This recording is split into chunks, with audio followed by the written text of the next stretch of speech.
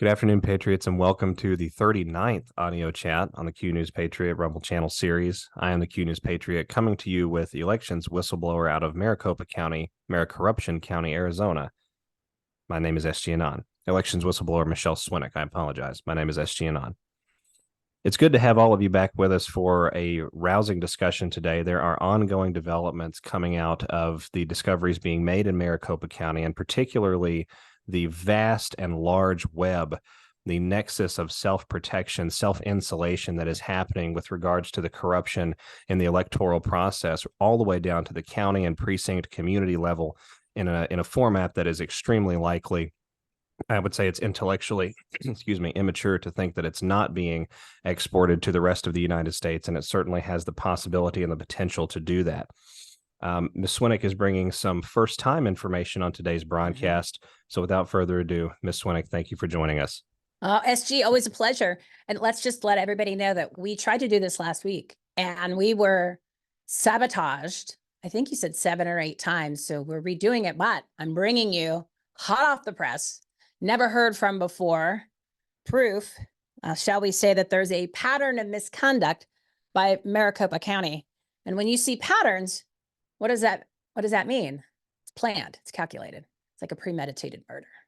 So again, all of the information that Leo D'Onofrio and I have been bringing forward for 96 days, because people are questioning it. Well, this is crazy. You're just making this up. No. All of the information that we have provided, that's on the shows that I've been doing.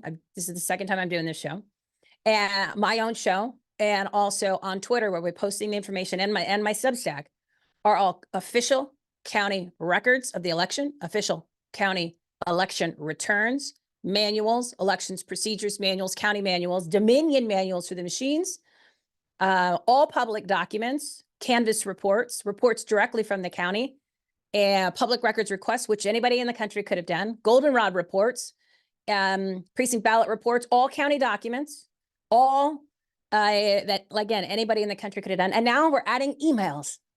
That's a little hint for what's coming. And all of this information could have been acquired by anybody in the country. Most of the players in the game, when you'll hear some of their names and you know who they are, they all have this information. And you have to ask, why are you just hearing about it now? And the cost to acquire, SG, let's tell the audience, how much did it cost to get all these documents? $0. What am I holding out? $0. Yes. 17 months of blood, sweat, and tears in my own personal time, which I really wasn't compensated for, right? I mean, some people have helped out and thrown some donations and joined the Substack and things like that, which is awesome. But other than that, it didn't cost any money to get the documents. So let that sink in for a minute, everybody. Well, what's remarkable about what you all are bringing out of Maricopa County and the model that you're unearthing there is the fact that it is so translatable. It is a seamless system of, it's a closed circuit system, right? It's a seamless and efficient apparatus and model. It's a machine, a well-oiled machine. And it is weaponizing the expectations of patriots as well as the expectations of those on the other side of the political divide to distract us from the true problems, the true dotted I's and crossed T's, hardcore problems that we can demonstrate, which in and of themselves are basis enough for us to have some sort of a redress of grievances. And this, of course, assumes that we would be able to find one, halfway decent patriotic bench holder in the form of a judge somewhere, either in the Arizona, state circuit or district circuits or in the U.S. federal circuits that would be willing to acknowledge the events that have gone on. But provided that that is the case and we have the hardcore evidence to document and confirm that, I wanted to give you a chance here to go over the new developments since the last time that we were on air together.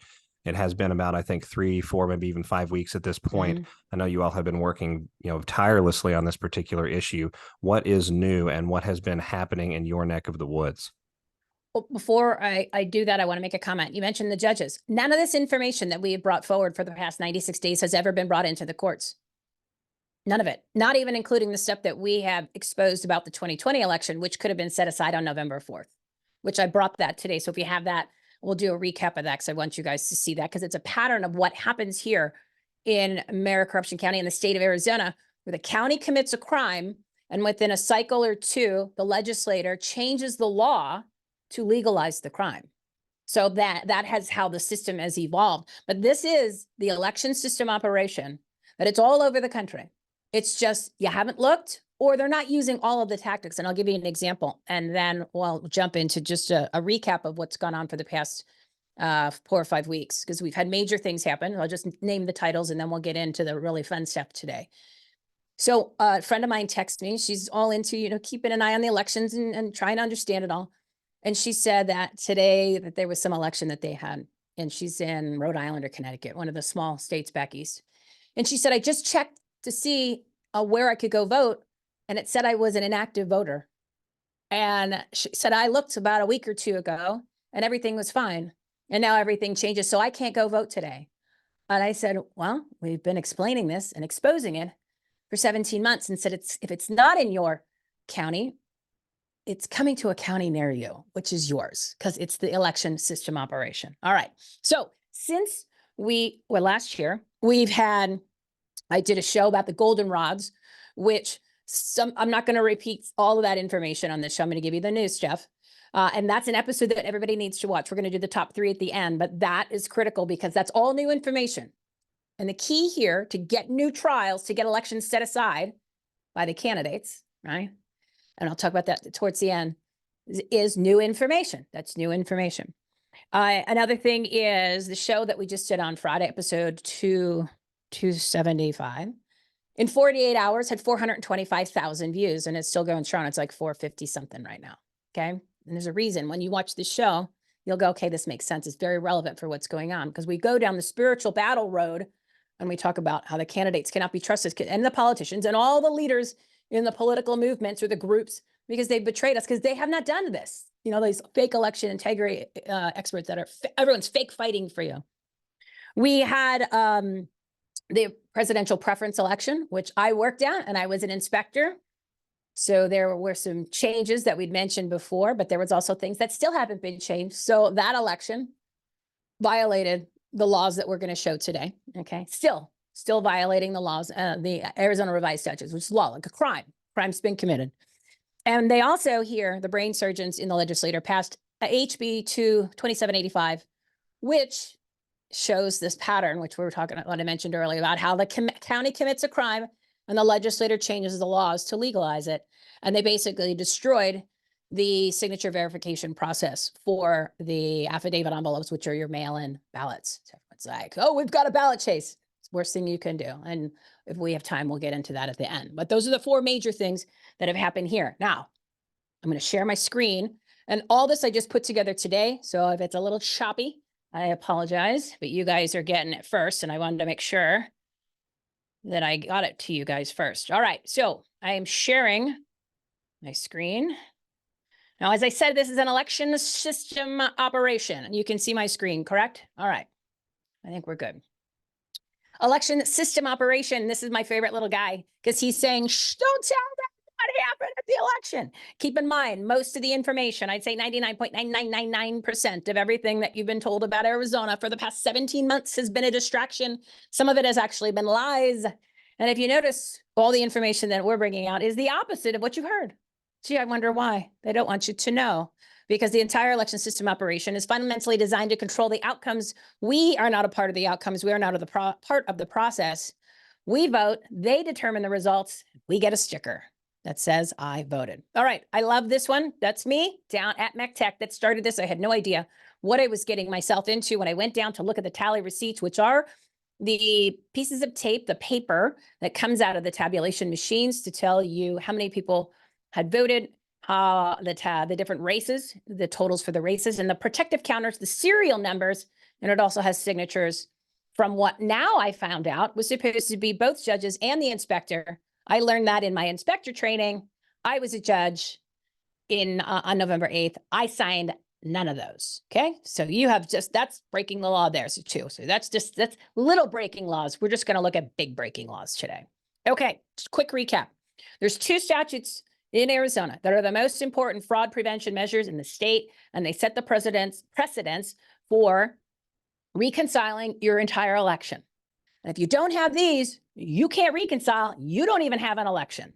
because there's nothing that you can compare and contrast. So Arizona statute 16-564, we've been talking about this since the summer.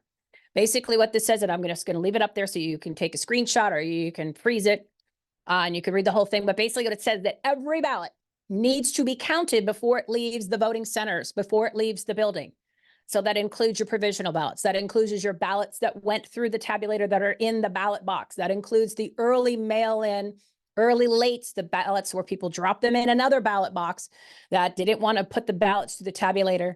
People that got mail-in ballots, early ballots, they dropped them off in there. And then also your misreads, right? Door number 3, the infamous door number 3. Those are the ballots that didn't get accepted by the tabulators and they dropped them in to be tabulated later. So there's 4, and the spoils, but the spoils is not really as applicable, but it keeps track of how much ballot paper was used. Okay, that's another tracking device. So you have, those are the categories of the different types of ballots. This was not done in 2020. 2022 wasn't done because it wasn't on the reports, but I didn't investigate it, so I can't say it was officially not done. But if it's not required on the reports, how can you have done it if nobody knew to do it? And 2022, this was not done at the 223 vote centers. Why is this so important? Because if you don't know how many ballots are leaving the building, you don't know how many ballots are arriving at the next location. Okay, simple. It's like a store. You don't know how many people come in. You don't know how many items were purchased. You have no idea how much money is going to be in the drawer. It has nothing to do with elections. This is just like simple math. All right, number 2. This is where we're going to have some fun today. So 16-602. This says, and I take this one very personally because I was a judge and I was supposed to do this. I did not learn this in training. We were never told about this. And you'll understand now why this is such an incredible piece of information that is required. Now, this is required by statute. It is also required by the Elections Procedures Manual. Let me just do a quick recap on the order. So you have the Arizona Revised Statutes. This is the law. Then you have the Elections Procedures Manual, which was created by the Secretary of State of Arizona. And then you have the county manual. So each county has its own manual. Now, you can add to the basic fundamentals, which is your law, and you can add to the elections procedural, but you cannot subtract when you're at the county level any of the things that are listed in those 2. Now, that would be common sense, right? Not for Maricopa County. All right, so this says, and I'm going to read it because it's important, because this is what we're focusing on today. For any let me read the title. Removal of ballots from ballot boxes, disposition of ballots folded together or excessive ballots, designated margin, hand counts, vote count verification committee. For any primary, special, or general election in which the votes are cast on an electric voting machine or tabulator, the election judge, that'd be me, the Islamic Center in Scottsdale, Arizona, shall compare the number of votes cast as indicated on the machine or tabulator with the number of votes cast as indicated on the poll list and the number of provisional ballots cast, and the information shall be noted in a written report prepared and submitted to the officer in charge of the elections, which is the county, along with other tally reports. So when it says the number of votes cast as indicated on the poll list is the number of people that checked in the eSite poll books, the number of check-ins, the number of people, voters that checked in to vote on those tablets that everybody signed their names with their finger on, okay? So it's important to have the number of people that checked in to vote, which is the number that's generated from those tablets. Those are the poll books, the check-ins, and you compare that, this is required by law, to the amount of votes that are on the machine plus the provisionals. And they say provisionals because those are in envelopes. They're not run through tabulators because they can't. That's a whole nother show, episode 452, for those of you who want to skip ahead. And then I, as a judge, is supposed to make this report. Okay, that's required by law. Now, the fun part is, I think this one's next.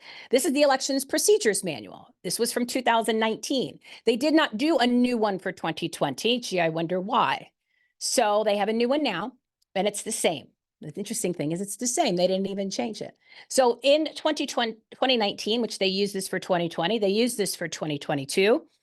And it says here, the election board closeout duties. I'm on the election board because you have your inspector, your 2 judges, your marshal, and a number of clerks. The one we just did, we had 10 people total. And it says, using the procedure specified by the officer in charge of elections, The election board, that'd be me and the rest of my crew down there, must conduct an audit to ensure the number of voters who signed in on the signature roster or e-poll books, those are those screens where you signed in, matches the number of ballots cast, including regular and provisional ballots. Provisionals are in the envelopes, they're not through the machines. And if the accessible voter equipment independently tabulates votes, that's the one where accessible, handicap, okay? That's the other one that most people don't use. It's separate, but those run through the tabulators, right? But you still want to know how many people used it. Any votes cast on the accessible voting equipment. Okay, the information on the audit must be recorded on official ballot report, which we showed you that. You're going to show those sometime today. And that is the precinct ballot report. The other thing that's required on here, and I'm listing these because this is important, the number of voters who signed in on the signature roster, poll list, or e-poll book as indicated as having been issued on regular ballots. So the number of people that have checked in is required to be on that audit form, which is the precinct ballot report, because that's required. Not only do we have to prepare a special form, the elections procedure manual requires that number. You need that number. How many people checked in to vote? You need to know, right? You can't reconcile unless you know that number. The number of voters who signed in on the signature roster, this is B. I just read this B, this is C. The number of voters who signed in on the signature roster, poll list, or e-poll book as indicated as having been issued provisional and conditional ballots. So you're supposed to have the provisional number on there.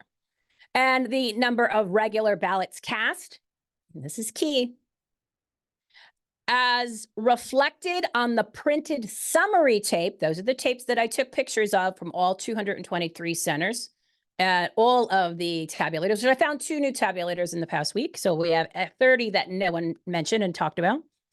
As reflected on the printed summary tape from the tabulation machines, if tabulation was done at the voting center, and the number of provisional provisional ballots cast. So there's quite a few data points that are required. And that's the elections procedures manual. Now, this one I found today. Okay, I found today when I was pulling this for you guys, number 7. We're required to sign the certificate of performance for the signature roster or e-poll book. I found that today. Okay, I don't know what that is. I didn't sign anything when I actually went in the site books on March 19th. I didn't know this was a form. I just looked it up in the manual. I didn't see that. I don't know what that is, but it's associated to the signature roster and the e-poll book, which is the number of check-ins. I found this today. Today. Okay, let that sink in. And you've probably never heard of any of these words that I'm mentioning unless you've watched some of the shows or the show that we did last time together. So Islamic Center of Scottsdale, this is my location. I was a judge. I was not included in most of the tasks that I was required to do because I wasn't trained on it.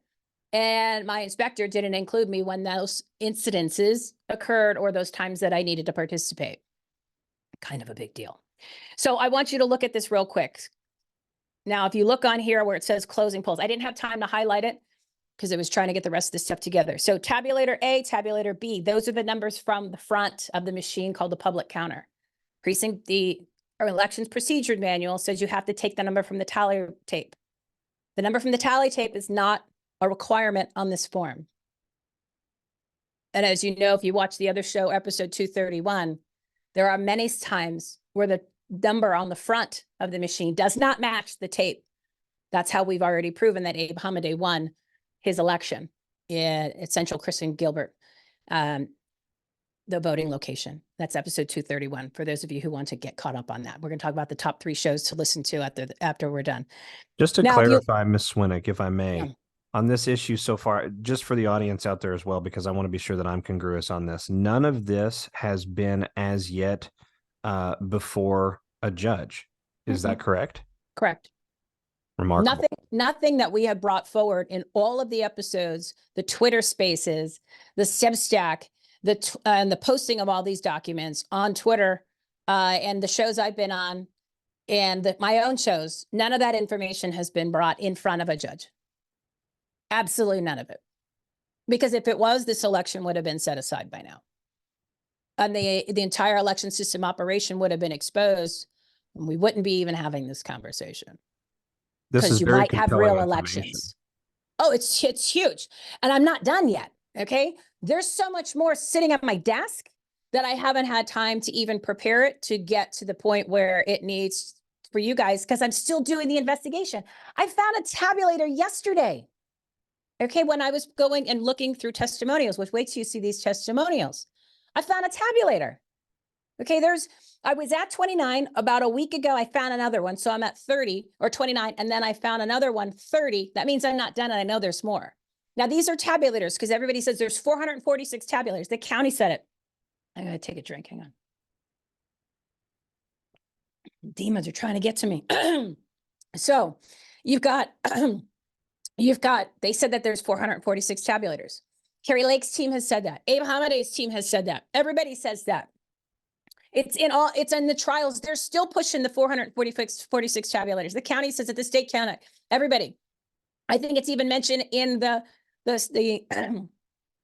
case that they brought to the Supreme Court. Sorry, it makes me laugh. There's not 446. I found one yesterday. There's 30 extra that are not documented on anything. 30, okay? And there's more. I know there's more. All right, so go back to this form. Now, if you look, the other item that's on here that we are required as a data point is the number of misread ballots, the number of spoiled ballots. Do you know what's missing? The amount of people that have checked in and the provisional ballots, which are required by the law and the elections procedural manual. The county does not require that information. You can't begin to reconcile an election if you don't have those data points. You can't. And we're proving that with their own documents. Now, one thing I want you to take a look at, and I think it's in color. Yeah, it's in color.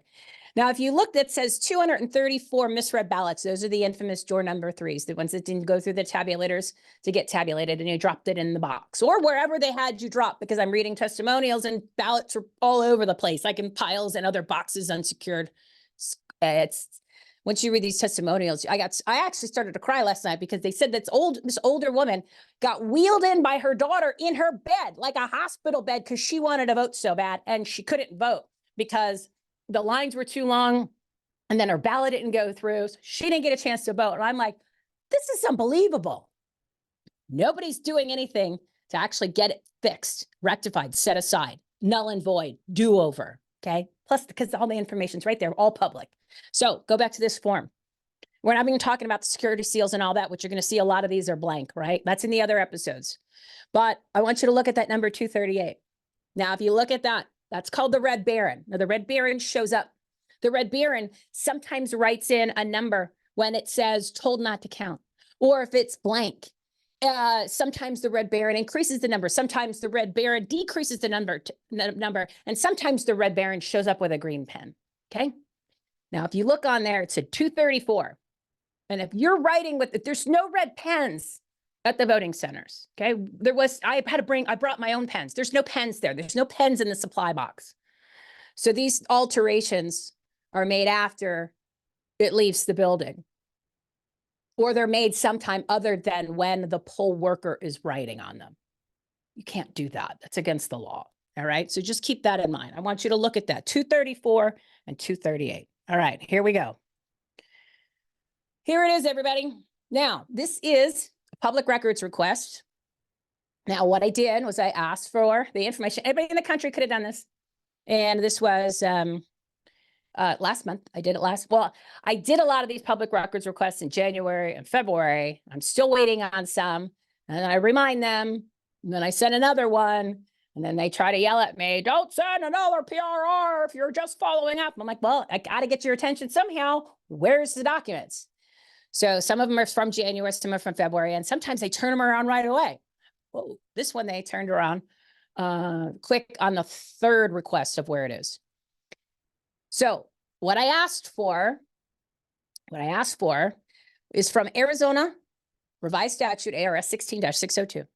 I'm going to read it to you again, and then I'm going to read you the response and read their response. You can read it while I'm reading this to you.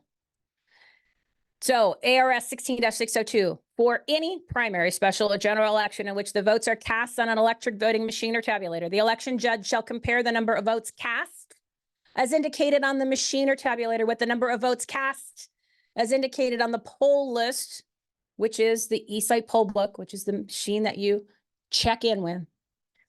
And the number of provisional ballots, and the information shall be noted in that written report. Meanwhile, it's required by the law. It's required by the elections procedural, not the county. It's not on that precinct ballot report, which is the audit form that we fill out.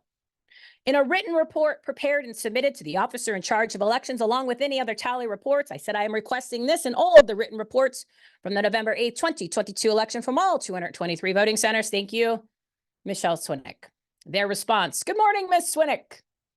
We wish to notify you that regarding your public records request number 2354, and I wrote it all down there below, we do not have any records responsive to your request.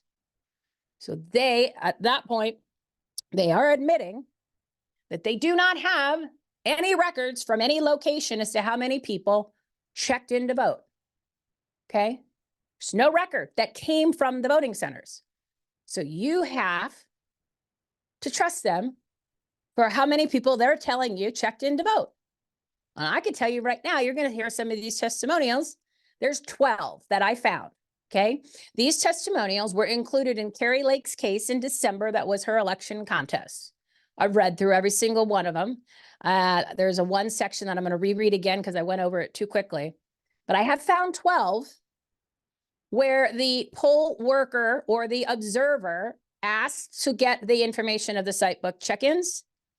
They asked the inspector or another poll worker, and the poll workers or the inspector basically said, there's quite a few different ones. Again, there's 12 that I have found. These are testimonials, sworn affidavits. We don't have that information. We don't know where to look for that information. No one's ever asked for that information, and I'm not going to even call to find out how I'm going to look for it and get it to you. And there's names mentioned that know about this. So let's go into this. Now, because there are 12 of them, that just happen to be testimonials. Okay, that's not including how many other people that actually had conversations about it. These people just actually wrote testimonials about it. And this, I haven't looked at the goldenrod specifically for that. And the goldenrods are the forms when there's an incident, when something is off, but something's not right, whether it's somebody needed a Band-Aid, or they had a bloody nose, or they opened a ballot box illegally, which is the only time you can open a ballot box on election day, is to take out ballots when they're full. And there has to be a procedure that is done to do that. That happened at my center. I'm supposed to be included. Both judges and the inspector are supposed to be present when ballots are removed from the ballot box, and there is an entire process to secure those ballots that are supposed to be done. That was not done at my center. I was told it happened 3 times at my center. I'm supposed to be there. I'm supposed to participate in that. I was not included in that. And thankfully, my inspector, crazy enough, she wrote that in a goldenrod report. I'm going to show you that too, that she actually did that, and I wasn't included. Okay, that's law. That is an Arizona statute that both judges are supposed to be present. Okay, so let's the 12 again. These are 12 people that wrote testimonials that were used in the court. Doesn't mean that in Carrie Lake's court case, doesn't mean that there wasn't 50 of them and they only just chose 12. This is just happened to be the information that I looked at. It is all public documents. You can Google it right now. You can Google her case right now and pull them up. And it is in parts 5, 6, and 7. I have to look again through 3 and 4 to double check. But 5, 6, and 7 is where I found these. So this new evidence combined these sworn affidavits, this what you're staying at right here, this new public records request. The fact that they are admitting that they do not have this documentation, and they don't have the written reports. They don't have the number to give to you. And I'm going to show you 5 of them today because the response was like, oh, you guys got to see these. This confirms official misconduct and a pattern of misconduct by the county. Now, if you remember the last time, there are 2 statutes, and I'm going to review the 2 statutes real quickly and why these 2 are so important. This one, 16-602 and 16-564, they're, like I said, they were the 2 most important fraud prevention measures. You do not have this information. You cannot even have an election that you can verify, that you can compare, that you can reconcile. There are also non-technical statutes. A non-technical statute is a fraud prevention measure. If you violate non-technical statutes, you can have elections set aside like that. Okay. And for those of you who are listening, I snap my finger like that. You can do that. Okay. You don't need to prove fraud to have elections set aside. And we have shown overwhelming amounts of fraud maladministration. And now you're seeing hardcore misconduct, voter disenfranchisement, commingling of ballots. The list goes on and on. But right here, this alone, because it's a non-technical statute. This is a confession. This is, yeah, hell yeah, this is a confession saying we don't have it. We don't have it. We have violated the law, and we violated the law by not having it on the document. Now we're telling you we don't have a record of it at all from the centers. We don't have these forms because nobody filled them out.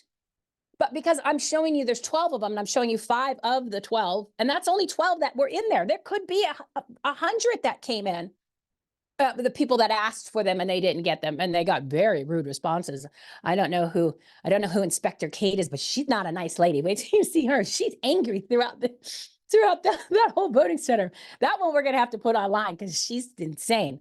But you got to put a little humor in this because it's so insane. It is just blows my mind that this has never come out before. Okay, but because this is new, there's something called a Rule 60b-6.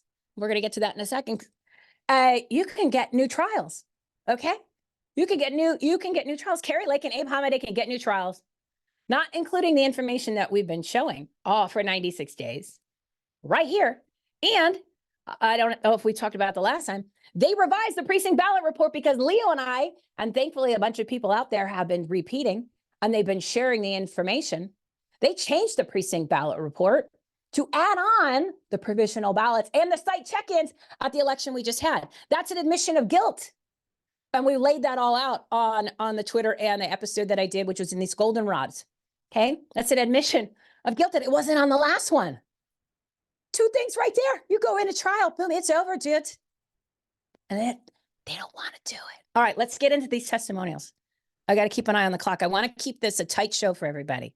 All right, so I didn't black out the names because it's all public documents, but I'm going to redo it when I post online and take the last names out of the people, only for courtesy. This is in the trials. You can all Google it yourself. All right, so Steven's a good guy. Remember, I told you there's a lot of poll workers and poll observers who did their job. Not all of them were bad. And the ones that actually wrote things that were extra is how we're piecemealing some of this stuff together. Or they actually, they did a testimonial. They filled out the goldenrod report. Then they're asking, and they're telling you what, hey, this stuff's crazy. Or they did the hotline. They did the things they were supposed to do. Nobody did anything with it.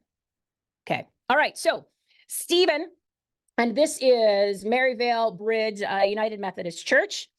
So he says, I also asked the inspector for the total number of check-ins on the poll book.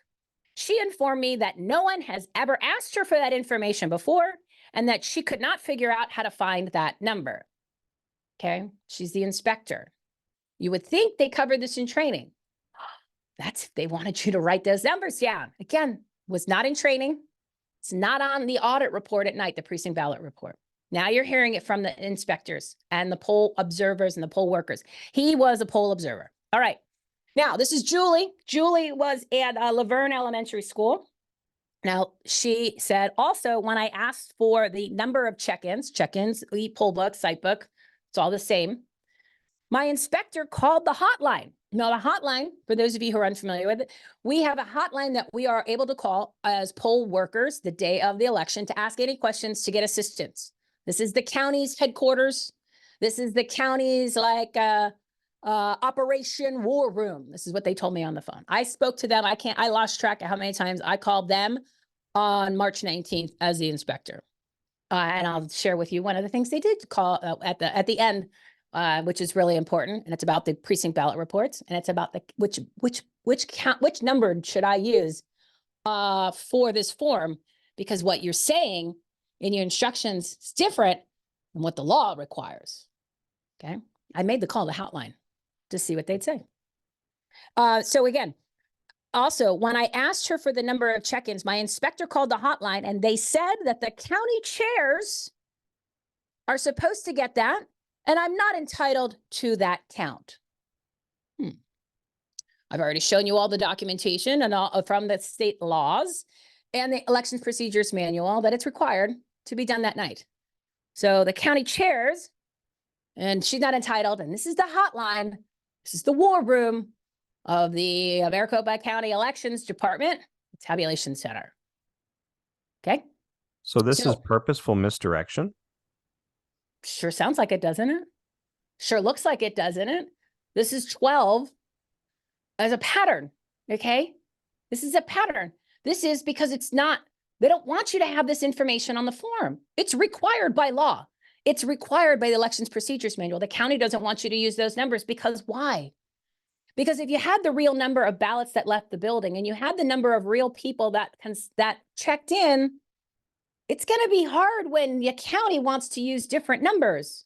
It's bad enough. It's a free-for-all when you do your mail-in ballots on how many actually got sent versus how many got received, how many were the actual real person, and that whole signature verification process. They admitted to Ray Valenzuela under oath in the May trial of 2023 at Cary Lakes that they don't follow the law, which is Arizona 16-550. I'm getting ahead of myself, is what he said. Don't get ahead of me, Ray.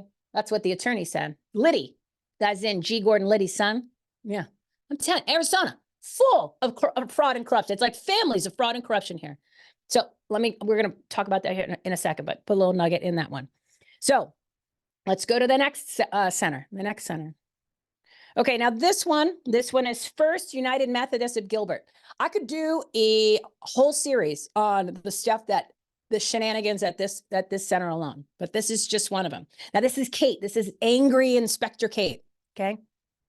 This is multiple pages. We're only just going to go over this portion. There's so much into these testimonials. There's so many categories ranging from ballots that were commingled, meaning not counted and counted that never got counted.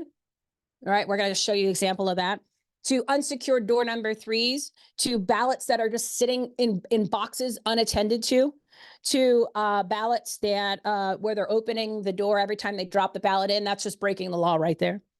Removal of the door number 3 ballots that were not done properly, unsecured ballots, putting ballots through the tabulators after the centers have closed. That's just that small little category of stuff that is coming out of these testimonials. And there's so much more in these testimonials, but I'm trying to keep it in little bits of categories because like low-hanging fruit kind of stuff, and keep them in category. All right, so this is First United Methodist of Gilbert. This is the angry Inspector Kate. So this smart poll worker, I think she was an observer. I think she was an observer. This is Sandra. No. This is Keith. Keith's very sharp, very thorough. After the close of the voting center, the last voter had left. I witnessed poll workers refusing to convey the number of voters who had checked into the site book. By this refusal, observers were not allowed to collect the information that we were entitled to collect. Okay, everybody should know this information, and the poll observers are allowed to ask that, and they're sent in there to get those numbers, because you notice the pattern is most of the people that are asking these questions are poll workers, poll observers, not workers, because we as the workers didn't know it was something we needed to do because it wasn't in training and it's not on the form. So the poll observers that come from the party were told to get that number. And that's when I realized, okay, the reason why it's not really coming from workers is we didn't know. We were never told. Okay. I was supposed to prepare the damn form. Had no idea. Inspector Kate, there she is, claimed that she had never heard of how to check the number of sitebook check-ins, and they would not try to find out how to get that information from the Dominion or from the Maricopa County elections managers. Yeah, it's Inspector Kate. All right, we're gonna do another one. So this one is number 4. This is Sun Lakes. Oh, Sun Lakes, what a hot mess. I'm gonna show you that precinct ballot report because it's relevant. So this is Sun Lakes. Sandra is a very good, she is a observer again. See, observers know to ask. Poll workers had no idea. I was tasked to ask for the number of ballots dropped into door number 3 by voters, how many voters checked in, and the number of ballots cast on all machines. The polling workers refused to give me anything but the number of votes per machine. Okay. And the last one, keep in mind there's 12. Oh, I forgot. There's more to this one. Now, this one's important because it mentions something that I want to tie into all of these. When the poll workers broke down the tabulator machines at the end of the day, they sequestered the door number 3 ballots from the first machine into a large white envelope and taped it shut. That's actually correct. They're supposed to count. They didn't mention the counting part. They're supposed to put them in the white envelope, and they're supposed to put a special security seal. She didn't go into detail, but for the most part, that's partially correct. However, When the poll workers broke down the second tabulators and opened the ballot box, and for those of you who are unfamiliar, it's a big Rubbermaid type of bin, okay? Tabulator sits on top, you put the ballot through the tabulator, and they cut out a hole with like an X-Acto knife, and it drops down into the ballot. The ballot box, rather. The ballot box is big. And what they did, they have a particle board that slips in between two kind of little slits on the inside. So the ballots that go in the front, that you dropped your ballot into the magical door number 3, go in front of this particle board. And the ballots behind it are the ones that go to the tabulators that dropped in. The ones that are behind it through the tabulator are tabulated. The ones in the front are the misreads that didn't successfully go through the tabulator box, or the tabulator machine rather, and they are to be tabulated at a later time. And if you want, and there's a pattern here because they were telling us they were going to do it that night on election night. I remember hearing that. I've read it. I can't even tell you how many times I read it in these testimonials, and that did not happen. Okay, and that's not how it happened. It didn't happen. And those ballots are supposed to be counted later. They are not tabulated. Okay, there's a difference between counting and tabulating. When I count a ballot, 1, 2, 3 ballots, that's counting. Tabulating is when you're taking the races, right? So like the races, unlike Carrie Lake 1, Hobbs 0, Abe Hamadeh 1. Who did he run against? Oh, Mays 0. You're doing the tabulation. Okay, that's tabulating. Now, however, so I need you to understand that. Okay, I want you to understand that particle board that's there. However, when the poll workers broke down the second tabulator and opened the ballot box, one lady immediately pulled the separator before the door number 3 ballots were pulled out. Thus, all uncounted ballots, door number 3, and counted ballots were mixed up. This was reported immediately to our RNC election integrity team. So now the RNC election integrity team, this big task force, which was not a big task force, it was all half-ass. We were told it was going to be like in Virginia when they had all these attorneys. They had some roving attorneys. I've read their reports. They're pathetic. Who was in charge of that? What's her name? She was supposed to be, she was running for RNC chair last year. Harmeet Dillon, the one that we couldn't find after all this stuff went down the following weekend, and everybody's calling her. She's not calling anybody back. That lady who was supposed to be in charge. Yeah. And I'll tell you, I gotta get a clearance to see if I can tell you the story about what she did with one of the election filings that they had the day of. I gotta see if I can get clearance to repeat that story.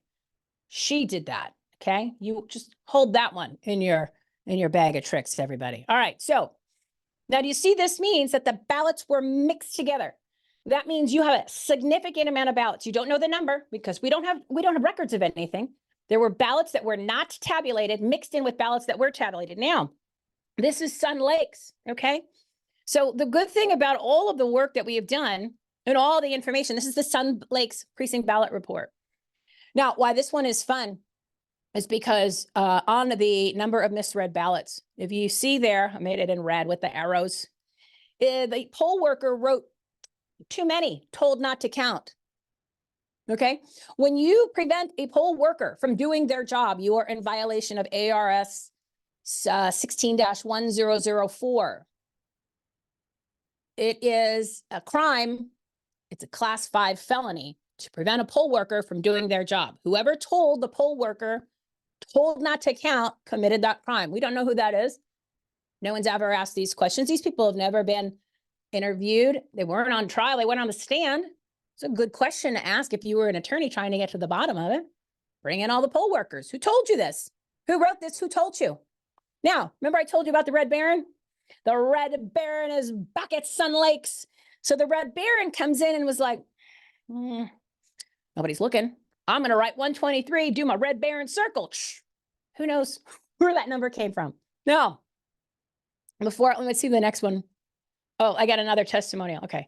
Before I do that, I want you to notice that there's something called Exhibit 11. We have brought this up in every single conversation we've had about the elections. This is the reconciliation report that the county issued. This is all public documents as part of their 9-page report that was issued on the 27th of November in response to Jennifer Wright, who was the Assistant Attorney General for the last 4 elections, and the head of the Election Integrity Department, and she calls herself the Election Integrity Hawk. She also was Abe's attorney in most of his court cases, except for I think the most recent one. Okay, so she wrote a letter to them. This was their response to her, and they put in all their exhibits. Exhibit 11 is from the county. It has the number, it has the name of the actual, I'm going to show you part of one. And I think I did it on the show last time. It's in the other episodes. And it has the name of the center. It tells you how many people checked in and how many ballots that were at that location. There's nothing to reconcile that with. Again, how it works here in Maricopa County. The county says it, therefore it shall be, because we said so. If I may, this is Gotham level criminality. I hate to overstate the office, but this is something out of a comic book happening in real time in court in what clearly looks to be a coordinated fashion along multiple layers of government in Arizona. And that's just this stuff. That's not including everything else we've already shown, which shows more of a pattern of it. Okay, more of a pattern, and it's more calculated. It is at all different levels. So it's not only coming from the county and the tabulation centers, the voting centers, it's poll workers, okay? It's the whole thing. And keep in mind, in not one show that we've done, not one post that we've written, not one conversation we've had, have I ever said the word Runbeck. And everybody loves to blame Runbeck. You don't even have to get that far. It's right here. This is stuff that happened, again, November 4th. On November 4th, it would have been established that ARS 16-564 and ARS 16602 those laws were violated. Both are non-technical statutes. Both are fraud prevention measures. Non-technical statutes are reasons why they set aside election. That's why I said this election could have been set aside. Not November 4th, that's 2020. They could have done that one in 2020. I'm going to show you that. That one's even worse. Wait till you see that one. The same thing happened in 2020. I just can't prove it to you because they didn't investigate it. But if the forms are the same, the rules are the same, where's that information? Because it's not on the forms. Okay. So November 9th, election could have been set aside. Why wasn't any of this information brought up in all the trials with all the money raised and the donations and the fighting for you? Still don't know what that means. All right, so I wanted you to see that. Now, I bring up Exhibit 11, and you're going to see a portion of that in the post that I did that Leo did for my center, which I want to show you the testimony for my center. Because there's 2 types of tabulations that were done. There was memory cards and central count.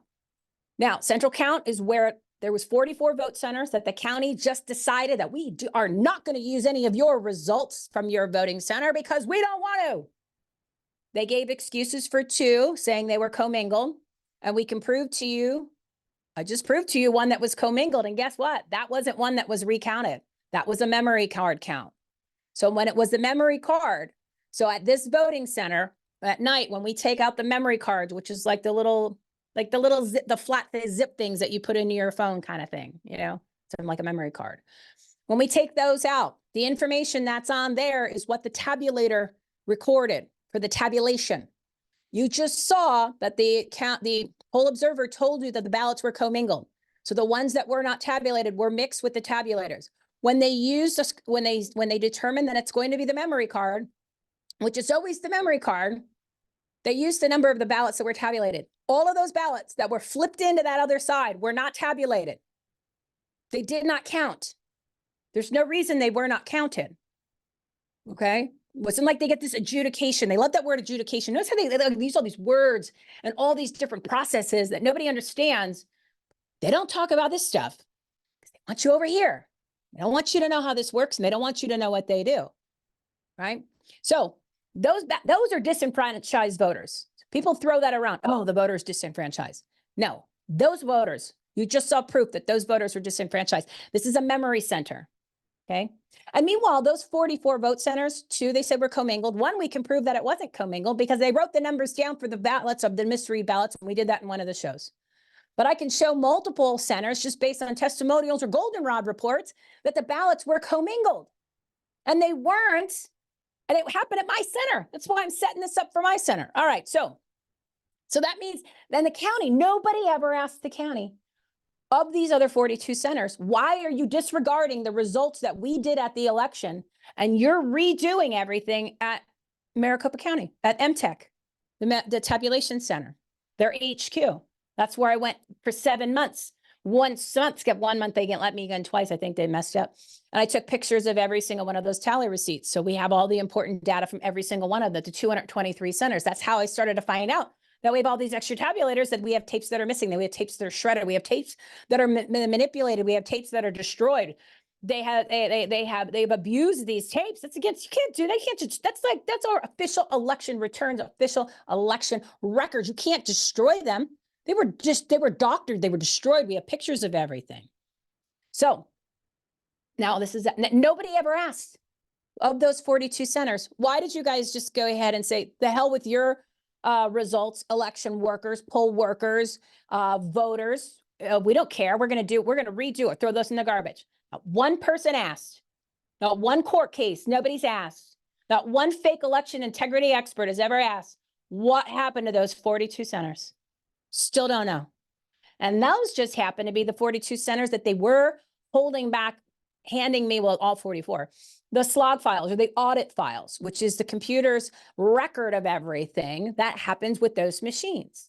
I had to threaten that I would sue them if they didn't give it to me because it was 2 months and I was still waiting for them. They gave me all the other ones, but they happened to conveniently leave out those 44.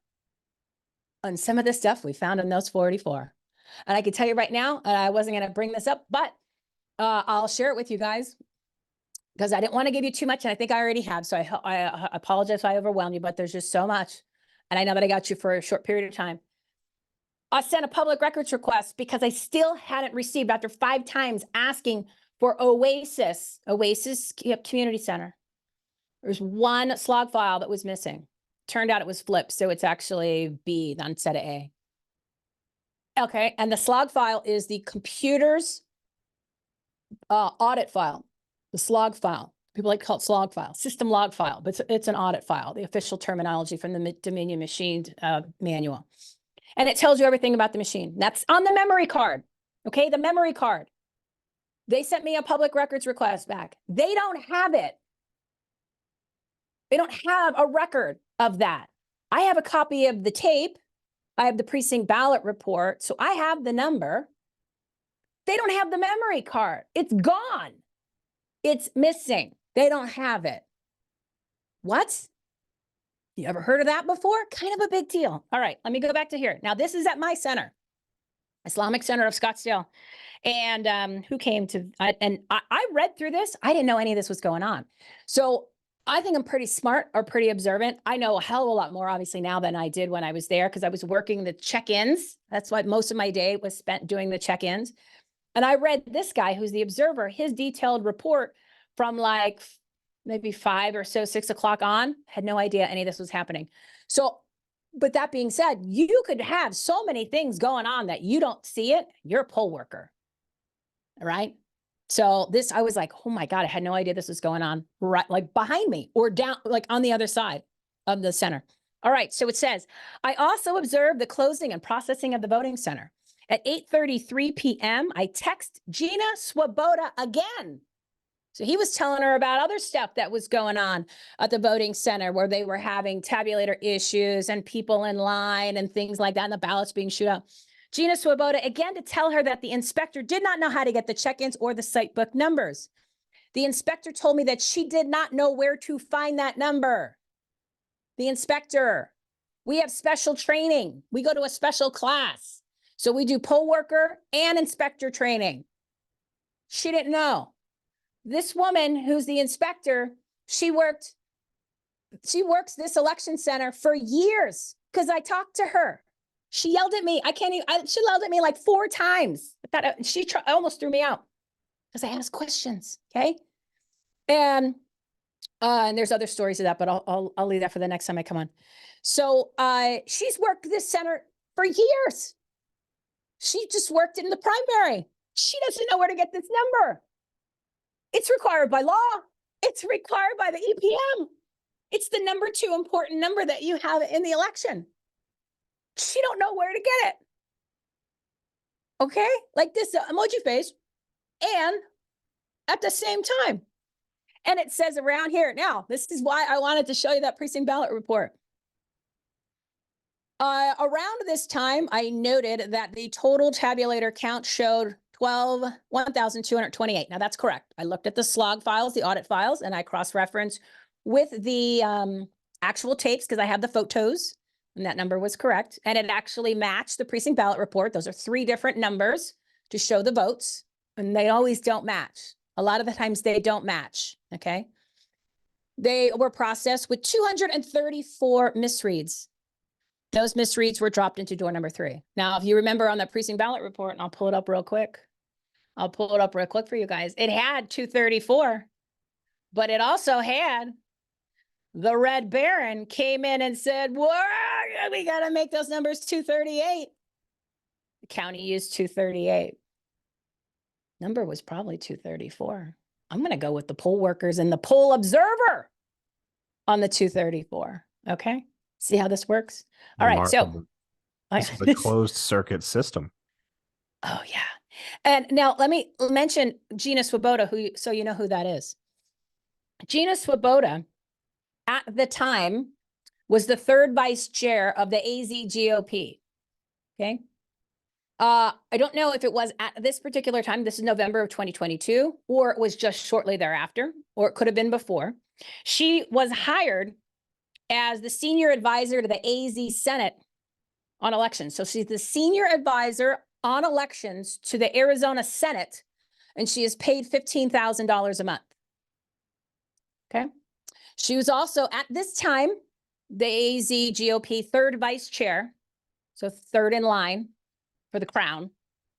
She previously worked at the Secretary of State's office.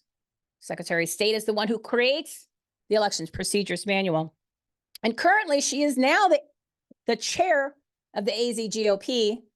And if you've been paying attention to anything about that, since that fraudulent and corrupt election, which happened on the 27th of January of this year, she was ineligible to be running for a position because she was not an elected precinct or state committeeman, or elected precinct committeeman, and then a state committeeman. And she was actually she was in Legislative District 4, was credentials for Legislative District 8, which she was not a precinct committee member of, but yet they wanted her to be the chair. So even though we kept bringing it up in the floor and motions, they didn't care. They just ramrodded it in and said she's qualified because we make exceptions or something crazy. 2 weeks ago, at the Board of Supervisors, who is above the Board of Supervisors of Maricopa County, who is like the head, or we as legislative districts, precinct committeemen, derive our power from the county. The AZ GOP is state committeeman, totally separate. She was removed as a precinct committeeman because she wasn't in the right precinct. There's some other reasons too, but nothing like she didn't commit crime or anything, but she's no longer a precinct committeeman. She was illegally and illegitimate. She was credentialed in a precinct that she was used to be in, not the one that she currently lives in, because she moved and they wanted to get her in, and they knew that in order for her to run, she had to be in the old precinct. So they put her back into that legislative district. She's not even a member of that district. Do you see how it works? It's all different levels. So she knew stuff was going on. She knew that there was, so now the AZ GOP knew that the site book numbers were not given. You would think that the AZ GOP, especially somebody who used to work at the Secretary of State's office and was the senior elections advisor to the Senate, would know this is a requirement. This number was required by law and the EPM, and it's not on the form. Wouldn't that be a question? As an election integrity expert, and Carrie Lake praised her on the stage. I play the clip on my show on Friday, which is right now looping on Twitter. So I encourage you to watch that. It's also episode 275 on our Rumble channel. And Carrie Lake says, you know, the election, the reason why Gina's got to be the chair is because she's such the election integrity expert, so she can make sure 2024 is I don't know, safe or secure or whatever stupid adjectives they use, which is all lies. This is your Gina. Okay. And I just told you the story about how she is the illegitimate chair of the ACGP, and nobody cares. Nobody, why not? This is how you run the rest of the elections. Why don't you do that for your state elections? It's interesting. Her name's there, isn't it? Isn't it interesting? So she knew. And you already saw that the hotline knew. And you already saw that the RNC election integrity group was notified about this problem. You ever heard about it before? Anybody ever mention it? Ever been in a trial? The answer is no. So that's my center. Okay. So let me make sure, and I want to show you this. All right. So how much time do we got? How much time do we got, SG? I lost track. About 15 minutes. Okay. So we're almost finished. So I just want to wrap up some little nuggets for everybody. So remember how I told you before that there was an exhibit number 11. Now on the right-hand side, that is exhibit number 11. This is a tweet that we did, look, February 28th, because this was when we started looking through the goldenrods. The goldenrods are the incident forms. The observers, the poll workers can fill these out whenever there's an issue. Like I said, I read these through, somebody had a bloody nose and they gave them up, then they gave somebody a Band-Aid. They wrote that down. It's anything. I filled out 9 of these on March 19th because I knew about them. So every single thing that I noticed that was an issue, which our main issue was Republicans went to go check in. Their status was changed to independent. And this was an election where only Republicans and Democrats could vote. And these people were issued provisional ballots, which they were ineligible to vote because they were not, at the time of the cutoff, registered Republicans. So somebody changed their voting status. Okay. There was 7 of them that I made reports for. There was others that had happened too, but I figured how many of these am I keep writing this? I wrote enough. That was the big problem on our PPE. Right. So that's exhibit 11. Now, this is why I thought you would I wanted to bring this to your attention because we were talking about other names and people, and this is commingling, okay, and disenfranchised voters. Now, in this goldenrod report that was filled out by my inspector, Penny's done this for years. She's the one who had no idea where to look for that number. Scott Jarrett runs the election department. Okay, he's the elections he is the elections director for Maricopa County for election day. Ray Valenzuela is mail in. Scott's the big guy. That's his day, election day. So what happened was, and I'm just going to read this, and you guys can read the goldenrod yourself. Scott Jarrett, he approved that there were 79 misread ballots, so it's door number 3, being removed from door number 3. And I was not included in that process. The law states that I have to be there, both judges. I was not included in that. And again, that I was told it happened at 3 times in my center, but I didn't talk about it because I had no proof. It was just what somebody told me. But when I read it in the goldenrods, I said, ha, I can talk about it now. At least there was one time it was documented. At 8:30 in the morning. And then she counted them. And then illegally commingled them. He told her this. It's her writing. This is her form she filled out. Illegally commingled them into door number 1, which are the ballots that went through already tabulated into the bin with the tabulated ballots. Scott Jarrett told her to do this. So you have commingling, you have untabulated ballots that are mixed with the tabulated ballots, and on that, on the precinct ballot report, that 79's not listed there. Okay. The reconciliation reports show that they took the memory cards. They didn't go ahead and recount any of these. So those 79 votes didn't count. They were not tabulated. And you're proving this with these documents right here. Incredible. And this is the guy in charge. All of it is. This is Maricopa County, Maricopa County, an election system operation. I used to call it an election system. I changed it to an operation when we started reading these things. It's a CIA-style operation from everybody involved, the recorders to the county to the AZGOP seems to know some information they have not decided to share. The county, MCRC has information because I didn't even tell you about this one, and I'll kind of sneak it in there. I asked for another public records request. for when ballot doors were open and something else. And the county chair is supposed to provide that information and that certain report or request that report. County came back with the PRR. We don't have that either.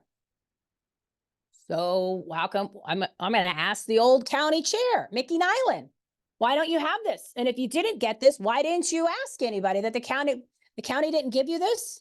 It says it's supposed to go to the chair. How come you didn't? That's a big deal. Why wasn't that ever? See what I mean?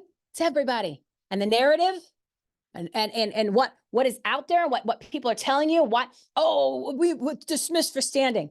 Yeah, because you bring piles of dog poop in for a case.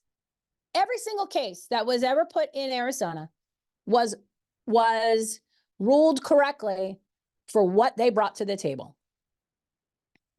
Hands down. I watched the cases. They were embarrassing. I was embarrassed for those people. All right, so the new precinct ballot report. I know we got to go with the time. So the new precinct ballot report. Here is the power of exposing people. This is the new precinct ballot report. And if you can see, I didn't do the highlighting on this because this one, if I highlight it, you might not be able to read it so much because it's not clear because it's a sample. Number of provisional ballots. Yeah, look what else they put on there. Number of check-ins. Okay.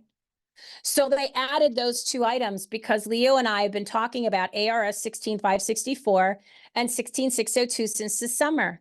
And people were starting to ask questions. People were posting on social media. People were calling them out. So they figured, you know what? We're going to cover our asses. We're going to stick it on there because it's the law and it's required by the EPM. But what did they forget? They forgot to put the total number of ballots counted at the facility, which is ARS 16-564. But what they did do, and I'm going to point this out. So here, this is change, okay? So because of the exposing we did, and they knew that they committed the crime of not putting this information on there and getting these information, they knew they didn't have the documents because they knew that if I asked them for that report, asking for the site check-ins, they knew that they didn't have it. This came out as part of the new manual for the PPE election. When I said I was going to be an inspector, I got this like end of January, as soon as I got in, I was like maybe first week of March or no, first week of February. And they sent me the information. I went straight to this page in the manual because I wanted to see if they did anything with it. And I went, oh my God, they changed it. They changed it because we were exposing them.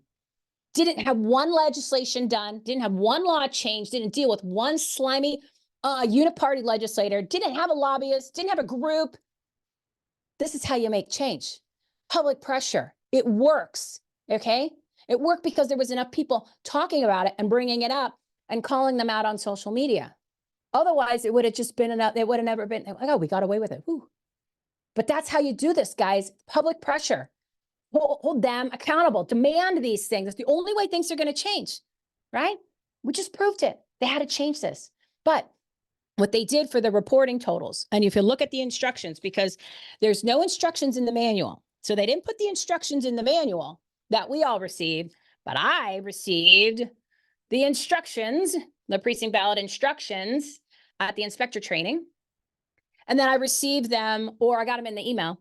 And then they were in my packet, the inspector training packet. Now, why is this important? Because what they did, where it says reporting totals, which is under tabulator A is the ballot counter, which is the public counter. That's the one on the screen. You're supposed to write that down, okay? Now, the second one is the reporting totals. So it says tabulator A total, tabulator B total, and total ballots. Now, the only place where you see the word total is on the tapes, the tally receipts, those pieces of paper where that's the ballots that were tabulated. On the screen, it doesn't use the word total.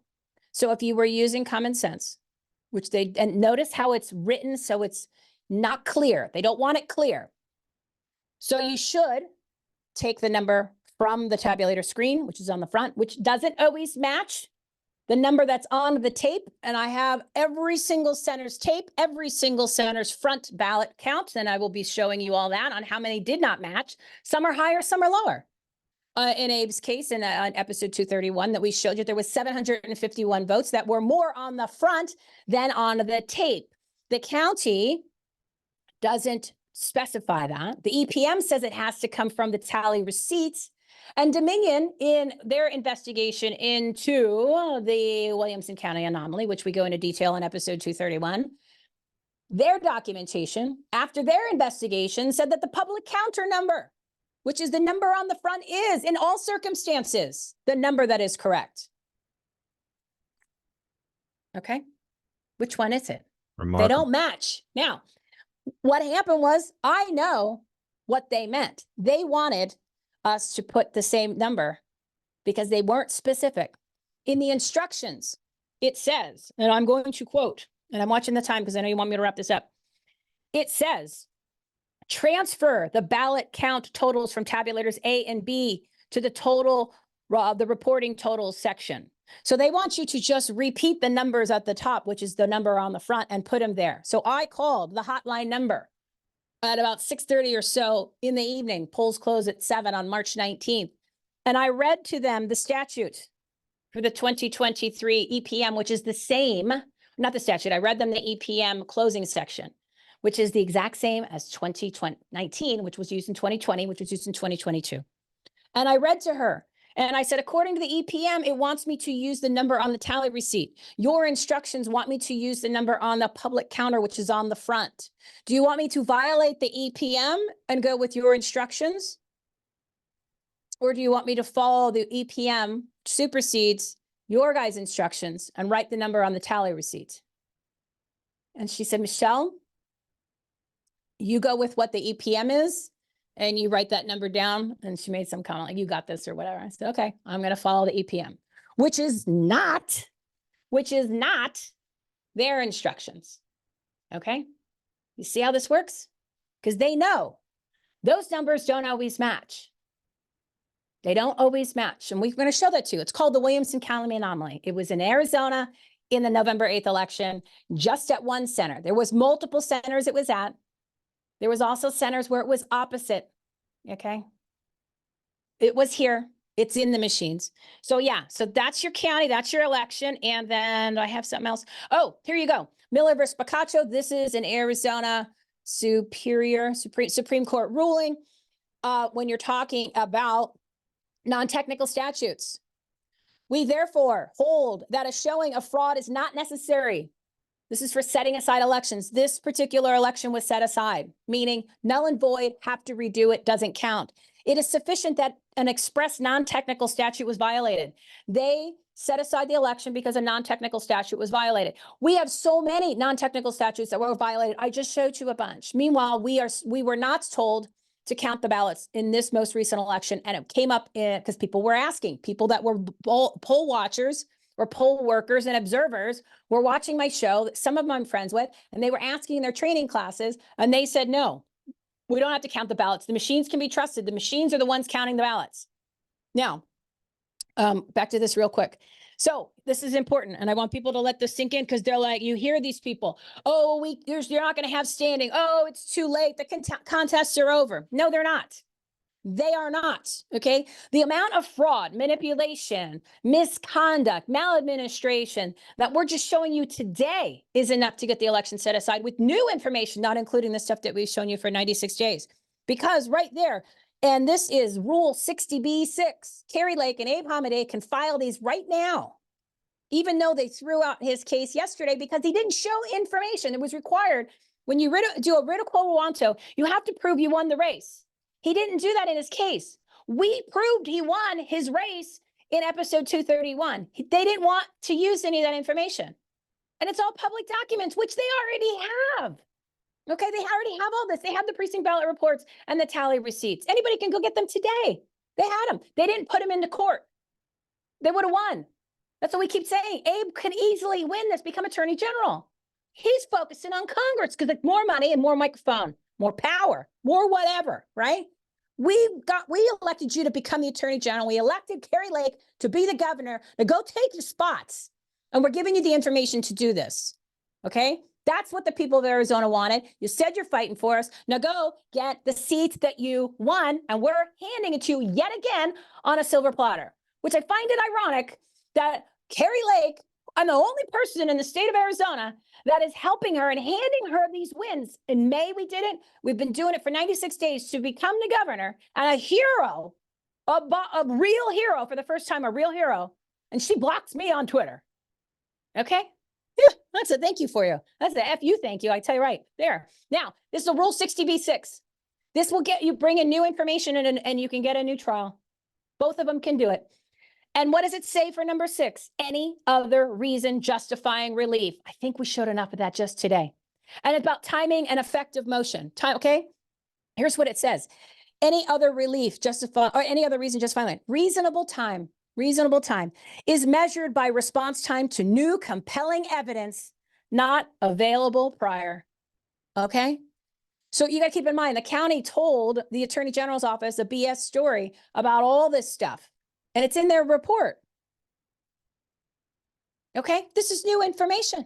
Just showed you new stuff.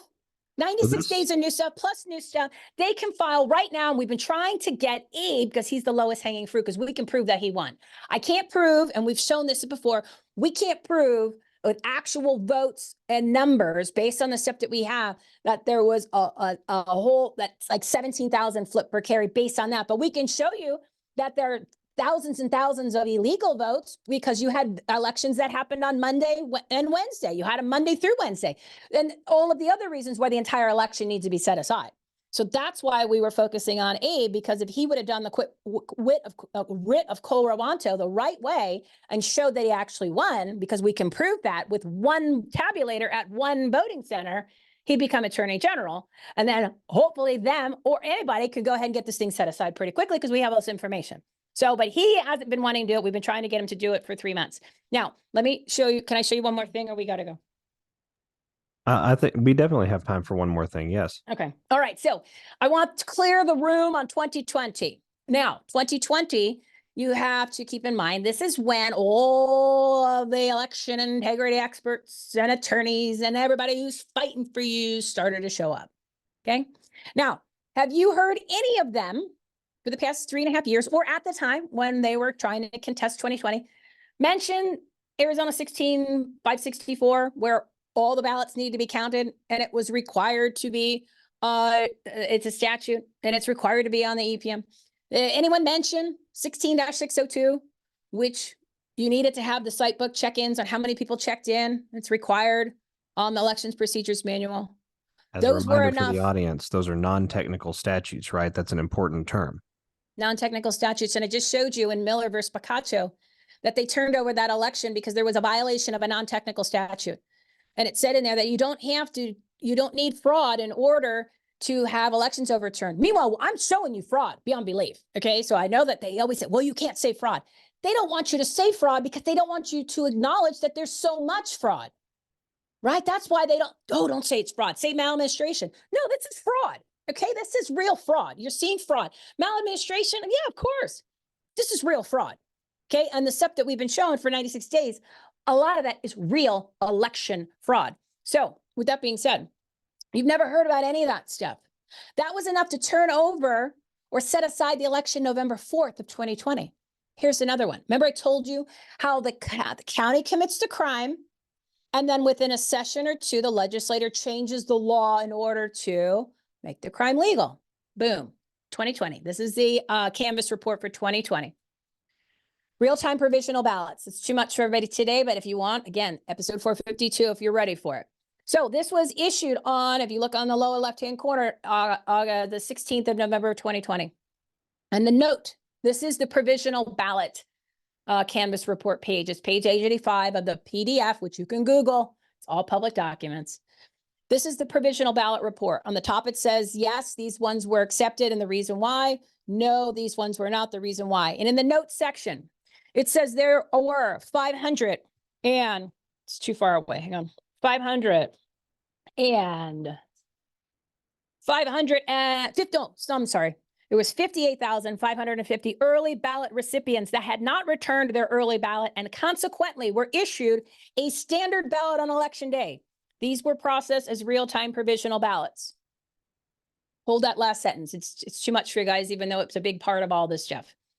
Focus on the fact that the early ballot people, these people were mail-in ballots. They got mailed their ballot. They decided to come into the election centers on election day and cast their ballot. They were issued a standard ballot. According to the law at the time, which is Arizona, 16-579.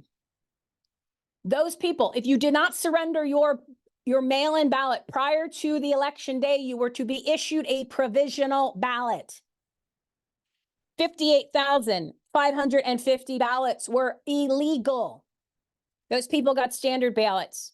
They did not get provisional ballots. The law requires they get provisional ballots. That's why it's listed on the provisional ballot page. This is the only place that you'll find this note in the entire Canvass report. Okay? If somebody would have brought this into the court of law when this Canvass report was issued, they would have set aside the entire election for in Maricopa County for 2020 because Trump lost the results, probably not the vote. That I can't prove, doesn't matter. Maricopa County, 45,109, and the state of Arizona, 10,457. There you go. 58,000. Now, our legislator, majority Republican, state, Senate, state, House, majority Republican, governor, Republican, treasurer, Republican, attorney general, Republican, attorney general assistant, Republican. In the spring of 2022, they changed ARS 16-579.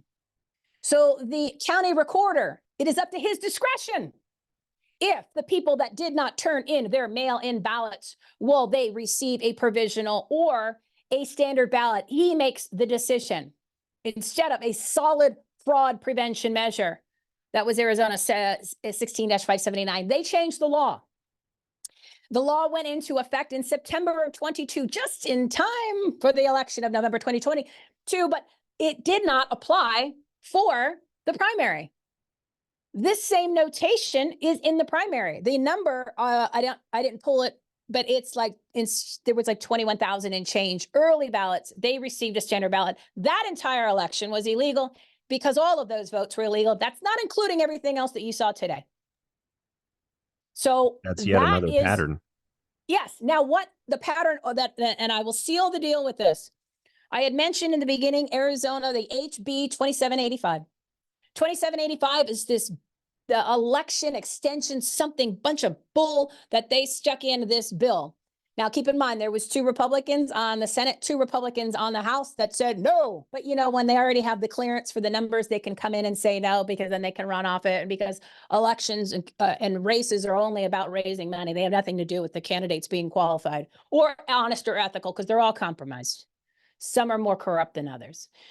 So they put together this pile of bill, and there's so many layers to it. And meanwhile, every single Democrat jumped on and said, oh, yes, this is amazing. And Katie Hobbs, the governor, the fake governor, the installed governor, illegitimate governor, couldn't wait to sign it.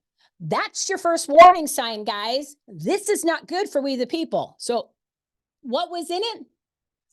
They put in there a portion that you had to count the mail-in ballots that were dropped off at the election center, because they wanted to whitewash everything that we were putting out there. So now when we were in training, they had the nerve to say, because people in my class, I was waiting for the rest of my people in my class who I was friends with to see if they were going to bring it up and ask the questions. And then if not, I was ready to go. And they said, well, aren't we supposed to count we're supposed to count the ballots? No, we don't have to count them. We only have to count the early ballots that were dropped off, the early affidavit envelopes, because that's the new law. And my crew's like, no, that's the existing law. And they're like, no, we just found out about this on Saturday. And I took the class on the 27th of February. That was the poll worker class. She said on Saturday, she was notified from her boss or supervisor that this law was in effect, and we're working on the forms right now. They're not in your stuff right now, and it's not part of your manual. We're working on the forms to count the ballot. Okay, how about a line? That's it, just need a line. No, they put a 4-page document together on how to count envelopes. And keep in mind, my class, this law passed on the 9th of February. My inspector class was on February 16th. She found out about it Saturday, before the 27th, when I had my poll worker training. So they didn't want, and they couldn't put it on the precinct ballot report, because they had to pass it in this legislation. So it looked like it was a new law. So then you wouldn't pay attention to the fact that it's been the existing law. Do you see how it works? So they whitewashed it. So they could, if they would have put it on the form, it would have been, oh, well, it's there. It's too obvious. No, they put it in the bill. So they put in this bill a law that already exists. So you have to follow the law that already exists. What? What are you people doing down there? How about you actually enforce the laws and investigate rather than creating laws that are already laws? But here's where the damage was done. They changed the signature verification process. Because, remember I said earlier, in that May trial of 2023, Ray Valenzuela went on the stand and said that they do not follow, they break the law, Arizona 16-550A. You are supposed to use the affidavit envelope signature, that signature that's on the front of the envelope. You're supposed to, the law states you're supposed, it did state before they changed it, that you are supposed to pair the signature there to the signature on record when you register to vote. Because you register, that's your official signature. That's not what they do at the county. He said they take the 3 most recent signatures from any place that they get your signature. Could be when you did it with your finger on a machine. Your 3 most recent ones, they put them up to be reviewed as first come, first serve. So as soon as they find a match, they stop looking. They never get to the registration record unless you just registered to vote. Guess what? That's what our legislators did, led by Alex Culloden, who has been in this election integrity fight since the very beginning of 2020. He's also in the rep in my LD3. That's a whole nother story I'll save for another show, but let's just say that he conveniently moved there a couple of months before their primary, because he actually lives in LD8. All right, so anyway, when he came, and Alex came in to check in with me at my vote center at the Islamic Center on November 8th. And I saw him coming and I was like, ooh, this is going to be funny because I know his house is in LD8 and he's running for LD3 and says he lives in Fountain Hills, which I could have rented a house or rented an apartment or whatever, bought a house. It's a real house. He's renting it out. It's LD8. They're like, 20 minutes from each other. So and meanwhile, he's running for state legislator. He's running for representative in the House of Representatives for LD3 mine. And he comes in all ready to go. He's got his passport and he's got his utility bill and he hands it to me. And I said, where's your driver's license? He goes, well, this is official documentation. It meets the requirement. I have my passport. I have my utility bill. And the passport has your photo ID, but guess what it doesn't have? Your address. So then you don't have your address. And then when you have your utility bill, which is one of the documents that you could use to go and add to it to prove that your address, because you can change your address online, but apparently he didn't go to the DMV in time to go get his driver's license changed. I'm just saying, can't prove it because I never saw the driver's license. Just do the math at this point. Comes in. Well, I could use this. I said, I know. Where's your driver's license? If you don't, I left it at the office. I said, well, then how'd you drive here? You don't have a license. And he just looked at me. And I looked at him. He knew. I knew. He knew that I knew that he knew that I knew. And I let him go check in. I just had to ask. That's all. Just had to ask. So anyway, that's the guy who pushed the bill. Now, what they did is they changed the bill. So they made the language so unclear. And they also removed the part where you have to use the signature at the time that you registered on the record of the registration. So the county can now use whatever signature they want to compare your mail-in ballot signature. They destroyed the fraud prevention measure that was a solid law in order to prevent fraud if it was enforced, which the county told you under oath in the testimony that they did not do that. They violated the law. Kurt Olson and Brian Blem, Kerry Lake's attorneys, did nothing with it. No cross-examination. And we did a 3-week campaign on social media, Twitter Spaces, and told everybody, Kerry, file a Rule 59A. This is new information. You can get a new trial based on this alone. Do it for we the people. You said you're fighting for us. I had somebody meet with her. Gave her all the information. Meanwhile, it's all over social media. I did a whole long Substack. All they had to do was basically take this, type up what we did, cut and paste it, and send it into court, and they would have got a new trial. And then they would have won, right? They would have won because it was affecting like 1 million ballots, okay? And that's just not her race, okay? That's the responsibility that people are kind of missing. This is not about her. This is not about Abe. This is about the people's votes, the people's choice. We just have to use them because of how the stupid ass election laws are written, that they have, you want to use the word standing, fine. They have more authority or clout in order to get things filed. Otherwise, I would file stuff right now, but I'm not a candidate. And they have more leverage to file these things. Okay, that's why I keep asking them to do these, demanding them to as many people want to get on board and help us. That's all I'm asking for, is put the public pressure on these guys, right? To file these documents. So we asked her, we said, do it. And again, it's not about the candidates, because they're all useless. They have their own agendas, and it's nothing about you, nothing about me, because if they are going to win, they've been chosen and spoken to. And if they know that they weren't chosen and spoken to, and they're just doing it for the microphone and the money, because if they don't know this is how the system works, then they don't belong in office. And if they do know how it works, boy, isn't it convenient, they all kept their mouths shut. Okay, again, all public documents. All public documents. So we put this stuff in front of Carrie. You know what she said? You know what, guys? My attorneys are brilliant. We're going to stick with our strategy. No thanks. She could have done both. Stick with whatever their strategy was. Apparently it was to run for Senate. And done this.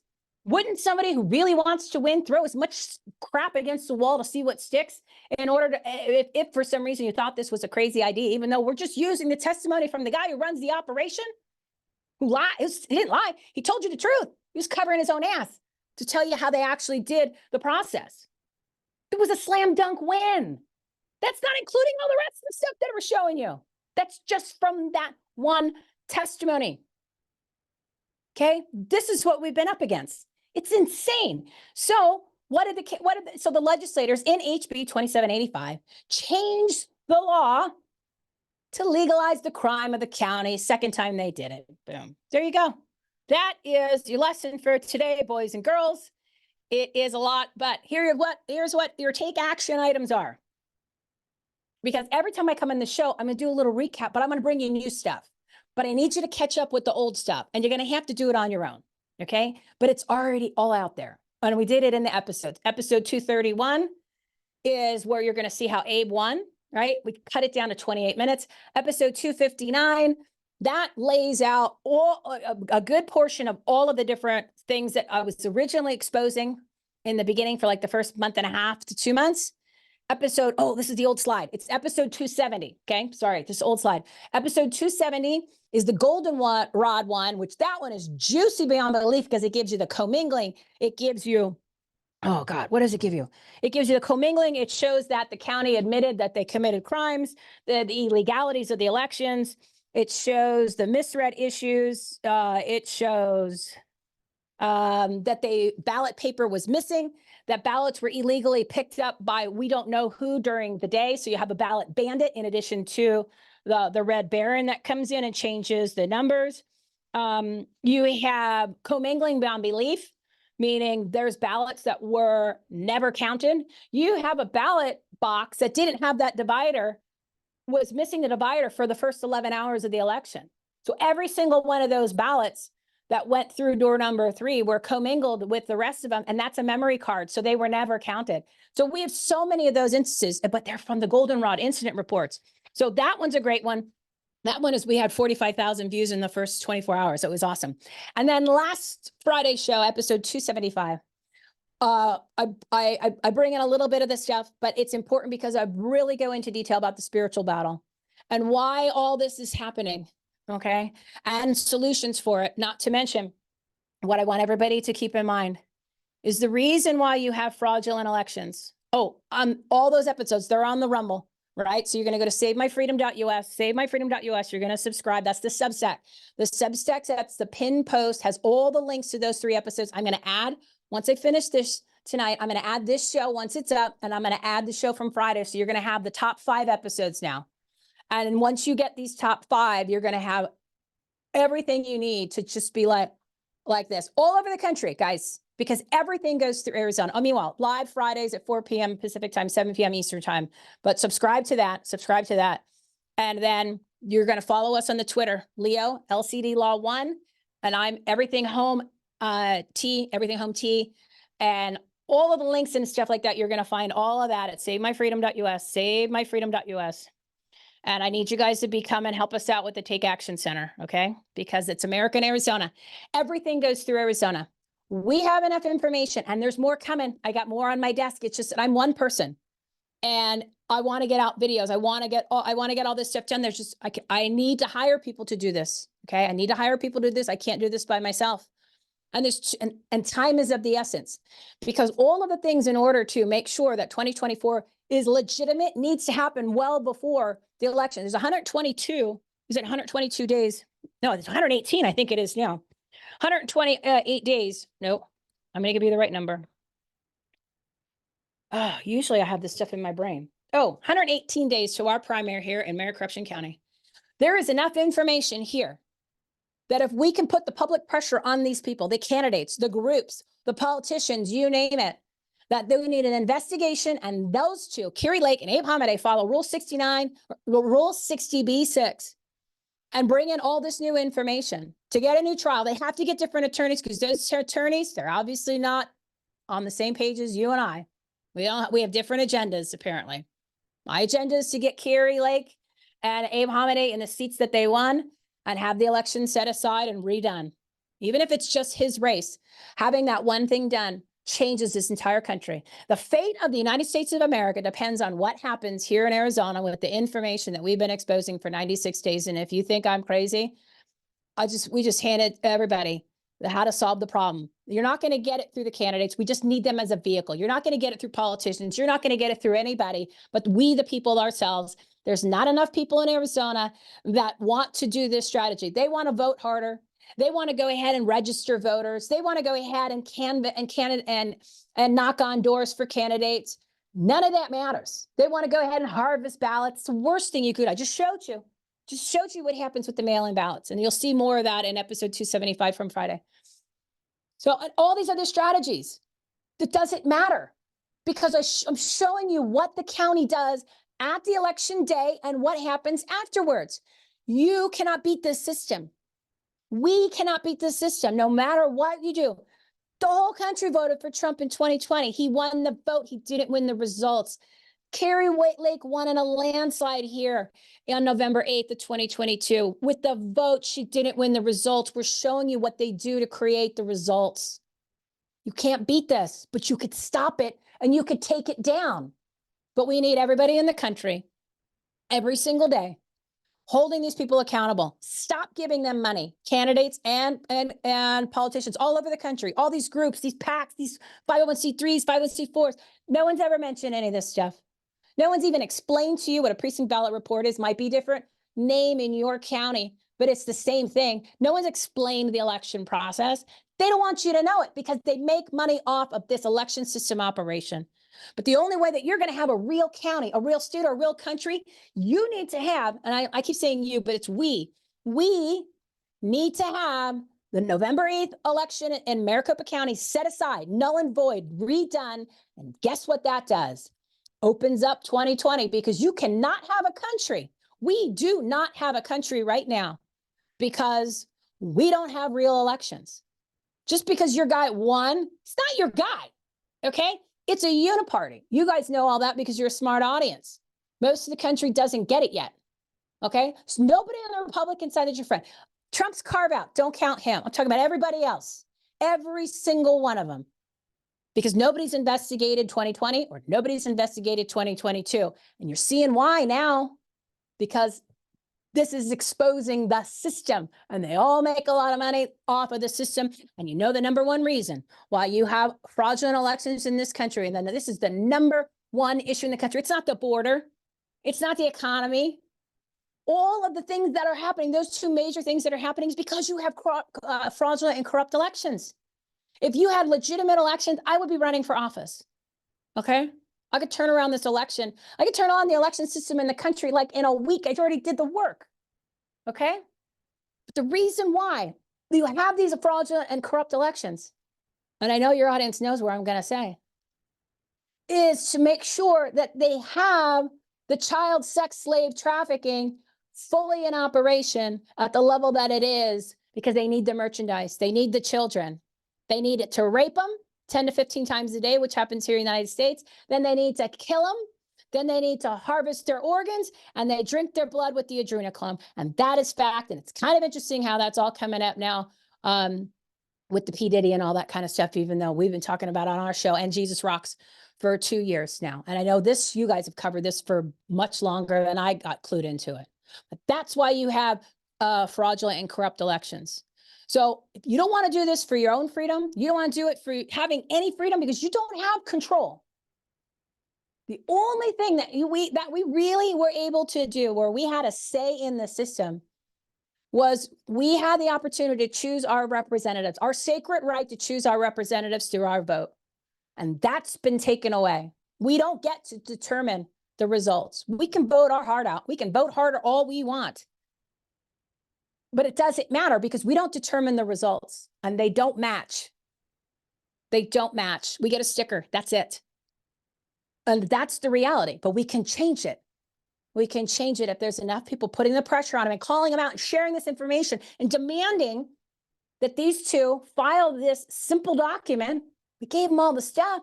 And if people are talking about this and understanding that this is the system, the election system operation, and it becomes the conversation of the country, the narrative of the nation, and all the rest of it doesn't matter. You can close the border today. Damage is done. They're all here already. They've been here for 3 years. We've been telling you that from Arizona, illegal aliens, people down, our buddies down in LD 12, Patty Porter and friends of Denise, Bobby on and the rest of them, they exposed the illegal alien hotels in the spring of 2021. Nobody cared. Okay. So you could talk about the border all you want. Doesn't matter. You can leave it open, leave it shut. Damage is done. They're all here.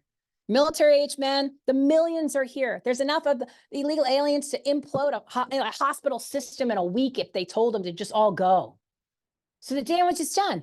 But we have a chance to take back the country if you can get an election set aside, even if it's just Abe's here in Maricopa County, and we have all the information to do that. But the public pressure's got to be on. You got to stop giving these money because the results of 2024 are already determined in every city and every single county. And it doesn't necessarily, I hate to say it, there's only one county in the whole country that matters. It's right here, the pits of hell, the testing cesspool of crime and fraud and corruption. But we have all the information to turn it around. So that's what I'm asking everybody to do. And I'm giving you the tools right there. Grab that. That takes you to savemyfreedom.us. Watch those 3 episodes. Watch 275. I'm going to add that as number 4. I'm going to add this one as number 5. Subscribe to the Substack. It's all listed on there. And what I'm going to start doing is I keep wanting to give more information. Now on Leo's Twitter is all the public documents we've released for the past 96 days. Mine has a bunch of other Arizona stuff in it and people's comments, but his is pretty damn clean because we wanted to make sure his just has everything. So go back to 12/29/2021 or 2020. Yeah, 23. Oh gosh. Go back to December 29th is when we first did episode 231 and just start reading them. And they're all public documents, official election records, official election returns. And if I had the time, I would love to put them on the Substack for everybody, but I don't because there's so much more to do. And I have some other real bad shit that's going to come out. And I need you guys to see that because I keep giving you the dead bodies, but nobody does anything with it. And we can't exist like that as a country. So I'm going to give you a one ask here. I know your audience is good. If you can, when you go to the Substack, if you can upgrade to just even the $10 a month, that's awesome. If you could do the other plans, great too. But then I can hire some of these people so I can get you the video, so I can get you the information so you could shove it up the arses of all these people and help demand it. I can get the people doing the stuff on the Substack. I can get them taking all these documents and putting them so you guys have all the information easily found and also posting on social media like all day long. So I can't do the research and I can't do all that and I can't get this information out to people. I don't even have time to schedule myself on shows, which I found out. The reason why people that used to be my friends, that used to have me on the show all the time, is that they're afraid to have me on their shows. And I said, afraid? And she didn't want to go any further.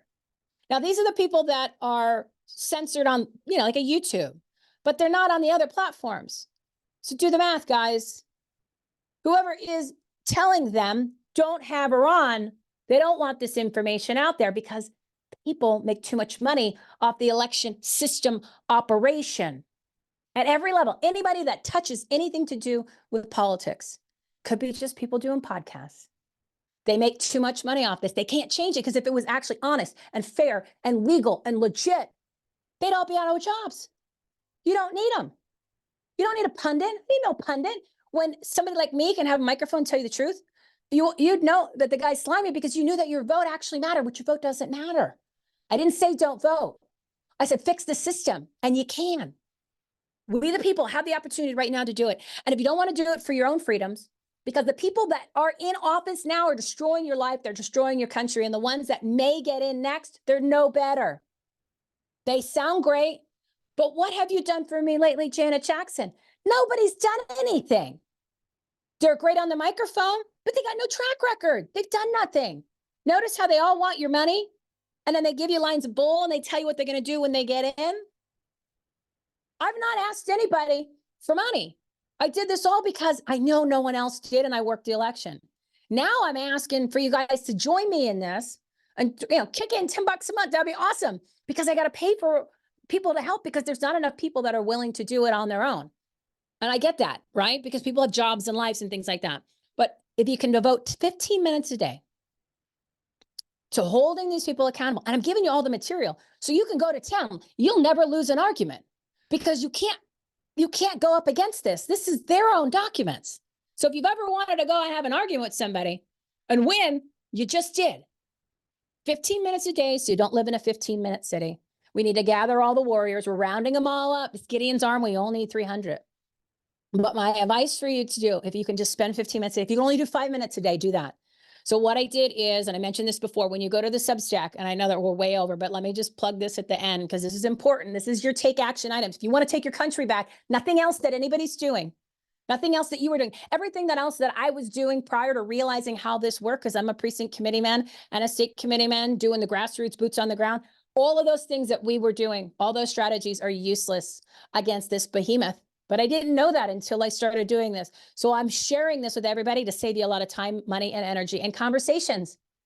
What about the bridge? We blew up the bridge in Baltimore. We do all the bad shit, okay? You don't have to worry about who did it. We do all the bad shit. Focus on the election stuff.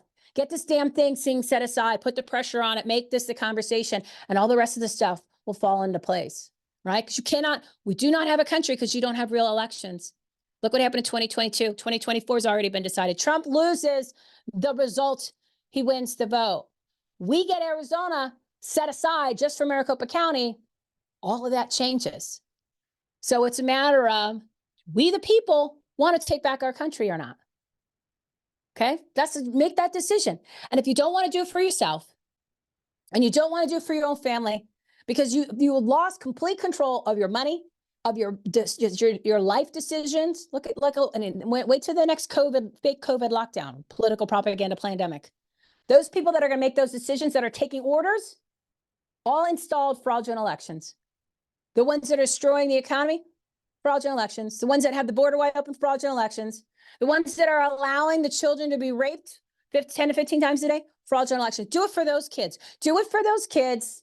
Those millions of children that have to live through that every single day because we, as adults, the people in the United States of America, citizens, as adults, have failed the children. We did not follow Jesus Christ's advice. He said, stand in the gap. He said, stand in the gap for me, stand in the gap till I get back safe for these children. I mean, I thought the Sound of Freedom movie was going to be enough. It was a little dabble, and that's not even close to being the really bad stuff that happens. I thought more people were going to step up to the plate. And the politicians, they're all part of this, guys. Nobody's on our side. It's we, the people, versus the whole uniparty. I don't care how great you sound, Marjorie Taylor Greene. Did you investigate 2020? No. 2022? No. You doing anything about child sex slave trafficking? Well, I went to a dinner. Oh, really? If you didn't have fraudulent elections, you wouldn't have that in this country. That's why you have fraudulent elections. So they can child sex slave traffic, murder, and eat your babies. So it's up to us, guys.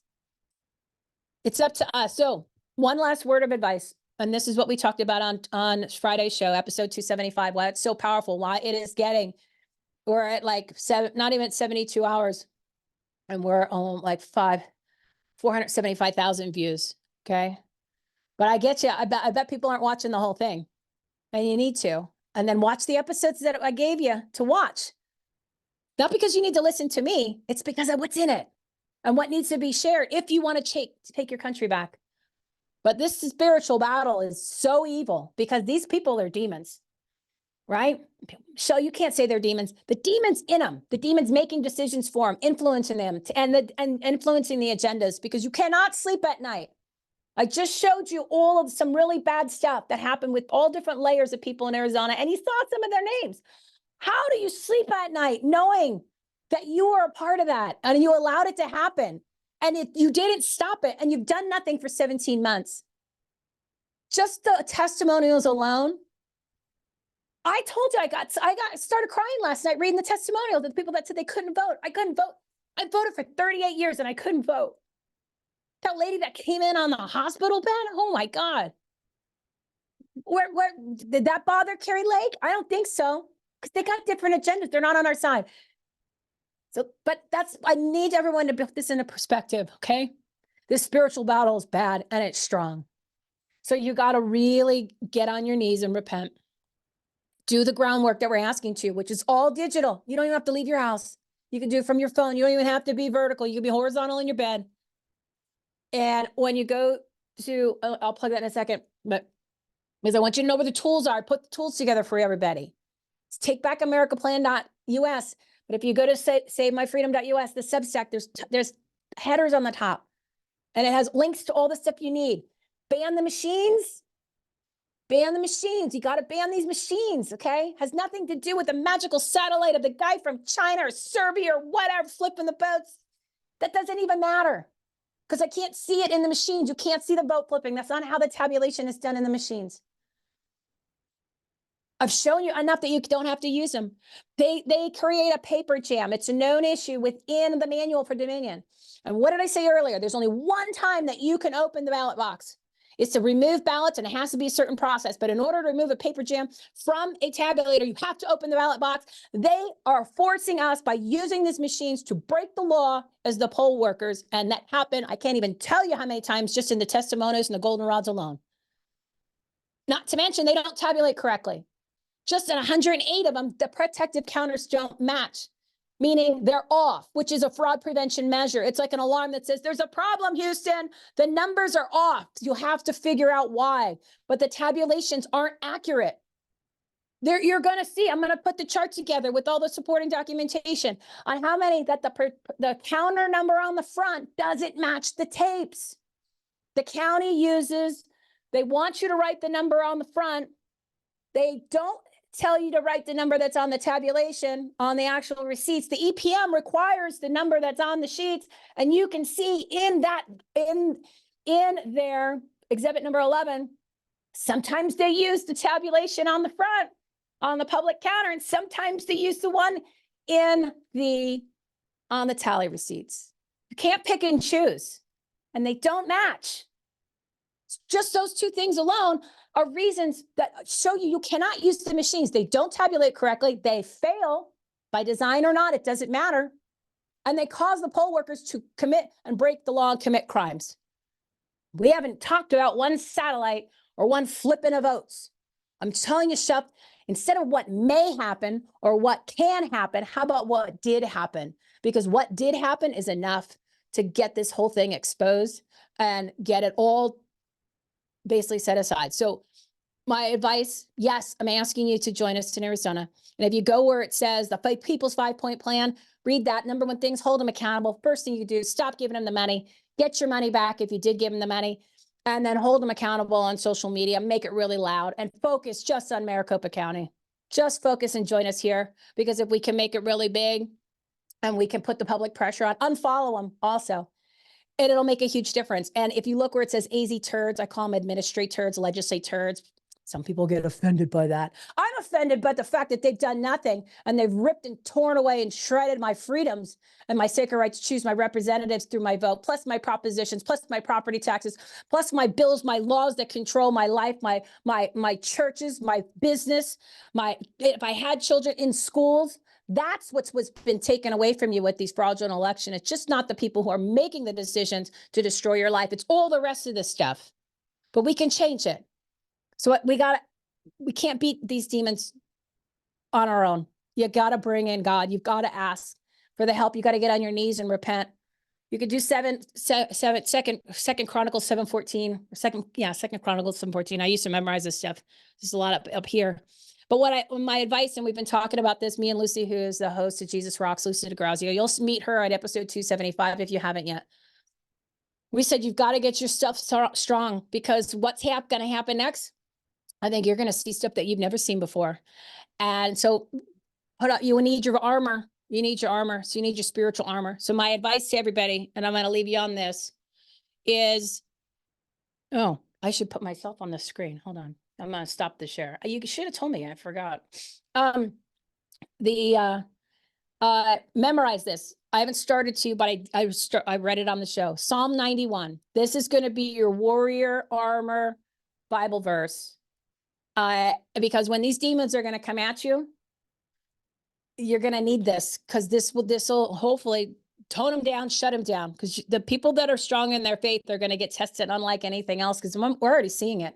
We're already seeing people throwing our faith under the bus about the grassroots and making fun of us because we talk about the Bible and we pray and we talk about Bible verses. Somehow that's bad. Okay. That's what they're coming after us now. But you need to get strong in your faith anyway. That's the only thing that's going to get you through this. But you've got to do the work. But you got to ask God and you got to repent, get on those knees.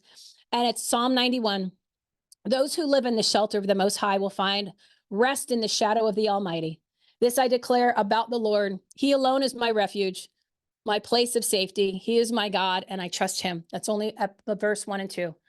Work on memorizing this. You need the armor. I'm giving you the armor to win the battle, the ground game, the digital game, and to go against these demons that are your politicians, your candidates, and everybody in the political world, especially the ones that think that they know anything. And if anybody says the word election integrity, you run away and you can call them out, because it's all election fraud prevention. But this is how you're going to get through this. Well, what's coming next is the spiritual battle. So armor yourself up. And thank you for letting me go way too long today, sir. But I thought it was important. And I think I purged it all. Miss Swinick, I have to say that is a powerful and thorough and copious overview. And I hope that the audience out there has benefited from the conversation, despite that it has gone much longer than the typical audio chats do. But, in a way, you have brought the perspective and the lens of the spiritual nature of the election fraud system to the narrative in a way that I've not seen done really at all. Maybe cursorily by individuals early on who have since gone by the wayside, many of whom have vanished, maybe got tired out by the fight. So I just want to say thank you for what you have been doing down there in Arizona, in Maricopa. I can't imagine the amount of, day and night pressure that rides on you and the work that you all are doing as a collective group down there. But we will do our part over here at QMP to help get that word out however we can. And thank you for coming back. Thank you. Ladies and gentlemen, I hope you've enjoyed our discussion today and taken a tremendous amount of information and actionable, workable, real-world examples and results that you can relay and utilize in your own day-to-day walk, perhaps in your own day-to-day pursuits regarding the reclamation and the restoration of our great republic of these United States. And for all of you out there, this is SG Anon. I'll be back with each of you again soon on the Q News Patriot. Thanks. Bye-bye.